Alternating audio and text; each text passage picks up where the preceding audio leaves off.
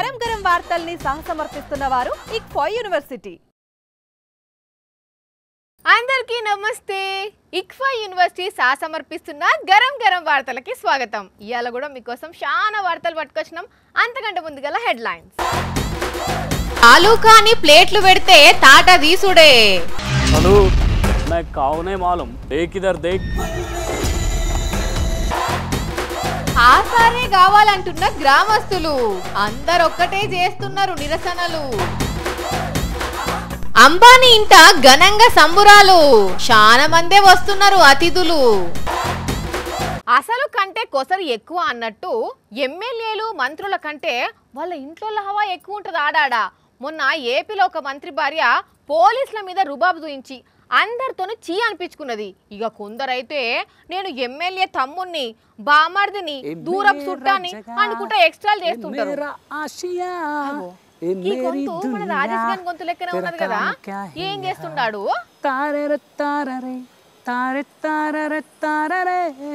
Or వినేశాలో ఏడ జాగలేనట్టు నడి road మీద బండబ్బన్నాడు. ఓర్ వారి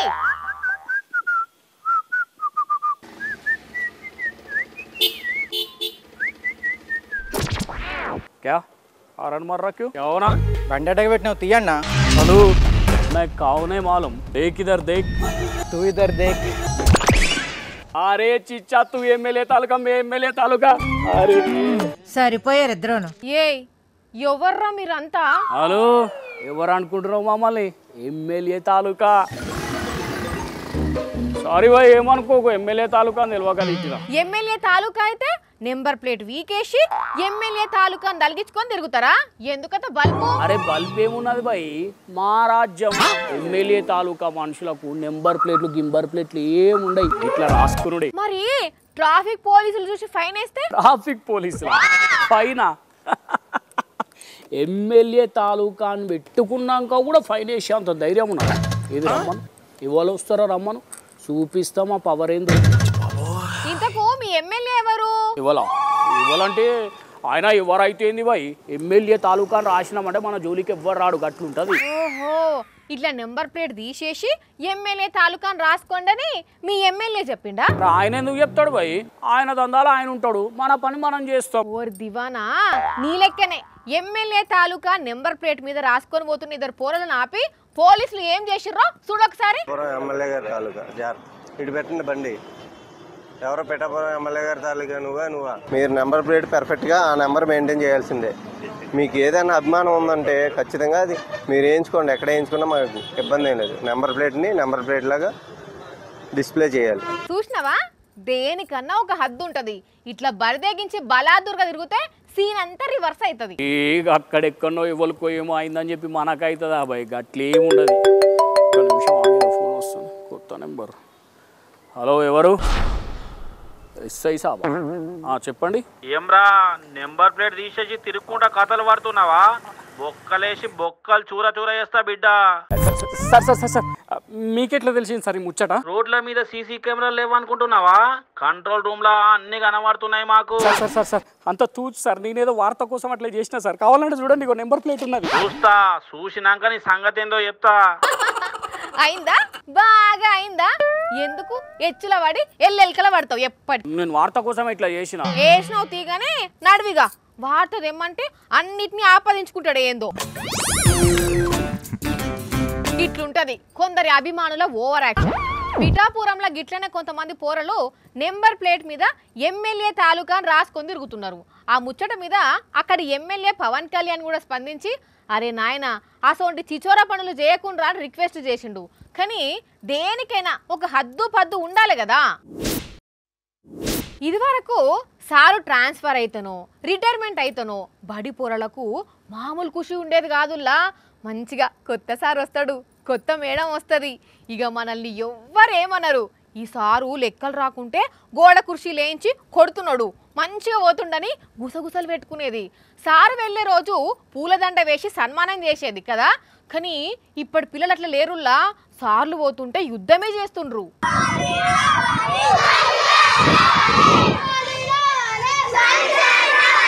కామారెడ్డి జిల్లా రాజంపేట మండలం శివాయిపల్లి ఊరు బడి పిల్లలు వాళ్ళ అమ్మ నాయనలు వీళ్ళంతా కొన్నేళ్ల కింద ఈ బడికి వచ్చిన స్వామి సారు మొత్తం రూపురేఖలు మార్చి 200 మందికి పెంచిండాట స్ట్రెంత్.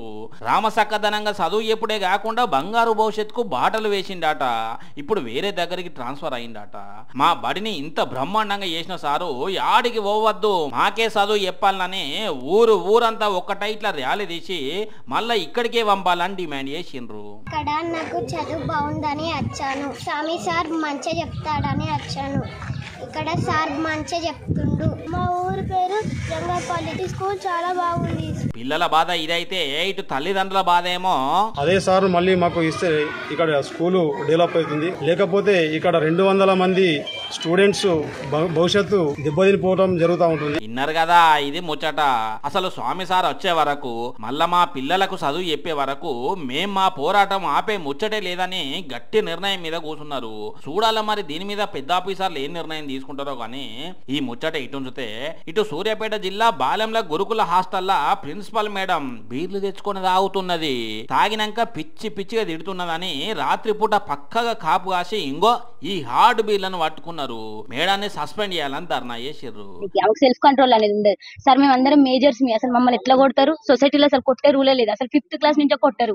మేము డిగ్రీ స్టూడెంట్ సార్, ఆల్రెడీ మాకు ఆ స్టేజ్ అయిపోయింది. కానీ గమ్మత్తుకున్న చూడండి, అక్కడనేమో మా పంతులు కావాలి అని ధర్నా చేస్తుంటే ఇక్కడనే మేడం దాగుతున్నది కొడుతున్నదని ధర్నాలు చేస్తున్నారు. బీర్వా నిండా చీరలున్నా మా లేడీస్ మనసు మాత్రం అస్సలు నిమ్మలం ఉండదు. తాపకోసారి షాపింగ్ అని పోయి కొత్త చీరలు కొంటూనే ఉంటారు. కొన్న చీరలకు మళ్ళా తీర్ల వర్కులు చేపిస్తారు.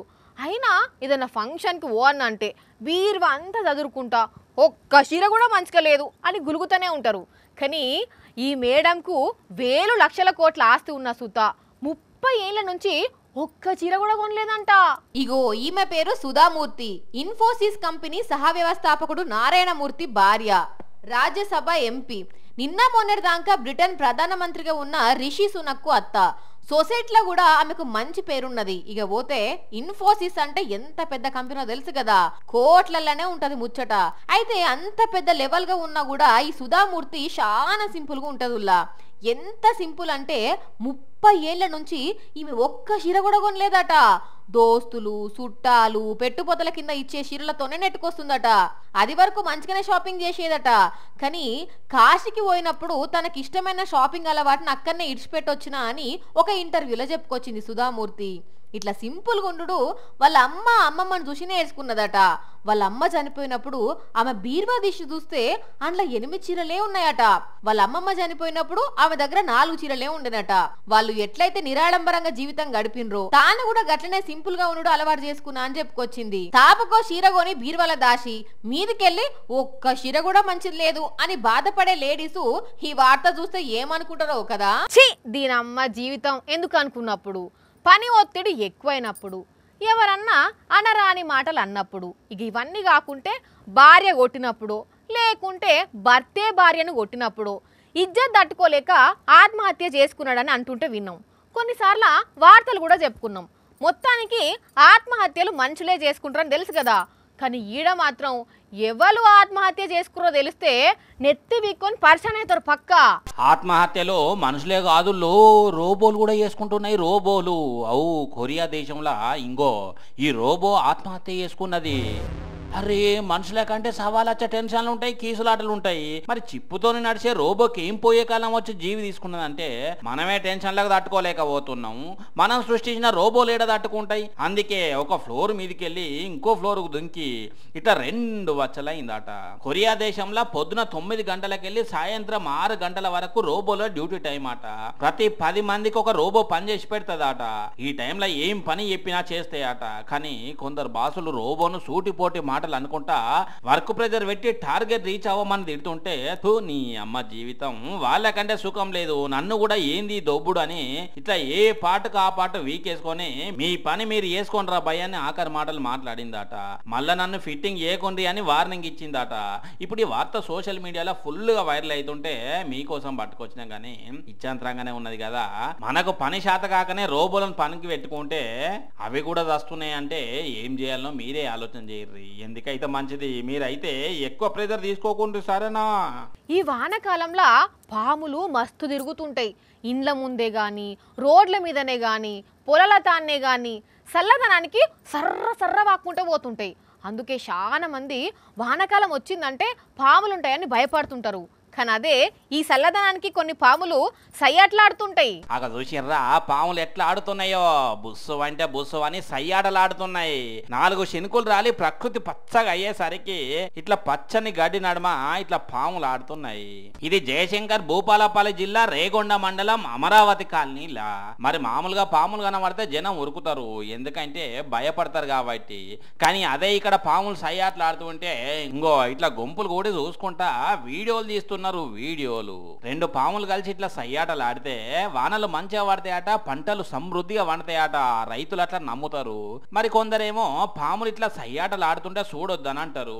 ఏది నిజమో ఏది అబద్ధమో పక్కన పెడితే ఎవరి నమ్మకం వాళ్ళది అంతే. కానీ పబ్లిక్ ఇట్లా పాములు సయ్యాటలు ఆడుతున్నప్పుడు మాత్రం పక్క పోంటాడ ఓకూర్రి, ఎందుకంటే వాటికి ఆ టైంలో మస్తు కోపం ఉంటదట. మరి పగబట్టి పరిగెత్తుకుంటూ వచ్చి కాటేసిన చేస్తాయి. జాగ్రత్త సోమి. చిన్న పిల్లలకు అన్నం తినిపియాలన్నా, స్నానం చేపియాలన్నా, బట్టలు వేయనన్నా, ఆఖరికి స్కూల్కు పంపనన్నా అవ్వయ్యలకు మామూలుగా ఉండదు. ఒక పని చేయమంటే ఇంకో పని చేస్తారు, ఒక దగ్గర ఉండమంటే ఇంకో దగ్గర ఉంటారు. కాకపోతే కొన్నిసార్లు నవ్వులు తెప్పిస్తారు కదా.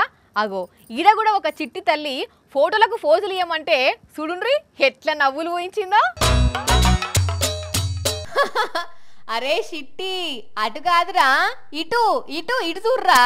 రావులా మూతి ఇటు తిప్పమంటే అటు తిప్పుతున్నది, తల అటు తిప్పమంటేనేమో ఇటు తిప్పుతున్నది. ఇంకా చూడుండ్రి తల మీద చేతులు పెట్టి ఎట్లా స్టిల్ ఇచ్చిందో. అట్లా ఊగకురా, అటు ఇటు తిరగకురా షిట్ కన్నా. మామూలుగానే ఆధార్ కార్డుల ఫోటోలు ఎవరికి వాళ్ళు గుర్తుపట్టుకోలేరు. నువ్వు ఆయన తాగం పట్టిస్తావంటే నీ బదులు అక్కడ కోతి బొమ్మ వచ్చినా వస్తుంది. జరటి చూడురా రావులా, ఆధార్ సెంటర్ అయిన కూడా ఆగం పట్టిస్తున్నది కదా. అమ్మయ్యా అటు ఇటు చేసి ఒక స్టిల్ కట్ చేసిండు. మరిది ఎక్కడ జరిగిందో ఏమో గానీ సోషల్ మీడియాలో వైరల్ అవుతుంటే మీకోసం పట్టుకొచ్చిన ఉల్లా. మరి ఇప్పుడే గింతగానం ఫోటోలకు స్టిల్ ఇచ్చిందంటే పెద్దగైనాక ఇక తక్కువ ఫోటోలు దిగదు, మామూలుగా రీల్స్ చేయదు. పోన్రీ రీల్స్ పిచ్చి ఏడు దాకా పోయింది జనాలకంటే. వీడియో ఆన్ అయ్యే లోపట్నే పొజిషన్లకు పోవాలని చెప్పి కింద మీద పడుకుంటా మరి ఉరుకుతున్నారు.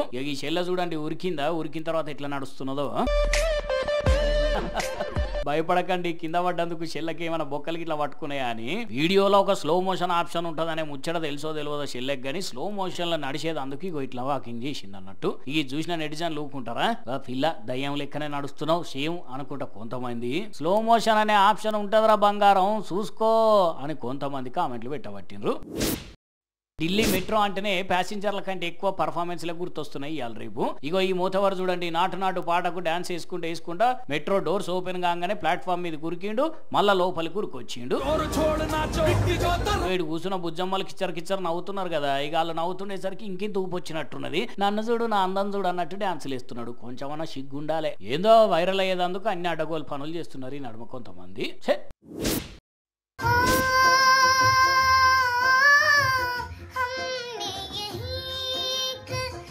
అరే వా పిట్ట కొంచెం కూతగనం అంటే ఇండంగాని ఇప్పుడు ఈ పాపం చూసినాక నిజం అనిపిస్తున్నది. కాకుంటే మామూలు కూత కాదు, స్వరాగాల కూత పిల్లది.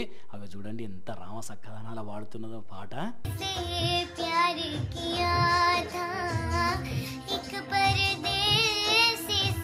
మొత్తం మైమర్చిపోయి పాట మీదనే ధ్యాస పెట్టి గమకాలు బరాబరు వలుక్కుంటా భలే వాడుతున్నది కదా. అందుకే ఈ వీడియో వైరల్ అయి తిరుగుతున్నది ఇప్పుడు ఇంటర్నెట్ లో. కానీ సోషల్ మీడియాను వాడుకునే తీరు ఉంటుంది చూడండి. కొందరేమో అడ్డగోలు కథలకు వాడుకుంటుంటే ఇగో ఇట్లా కొందరు టాలెంట్ చూపెట్టుకునేందుకు వాడుకుంటున్నారు. ఇగో ఇవి ఇక్ఫా యూనివర్సిటీ సమర్పించిన గరం వార్తలు. మళ్ళొచ్చే ఎపిసోడ్లో ఇంకిన్ని గరం వార్తలతో కలుద్దాం. మన టైం అయితే గుర్తుకున్నది కదా, రాత్రి 8:30 మళ్ళా తిరిగి ఉదయం 8:30 మర్చిపోకుండా చూడుండ్రి. టాటా.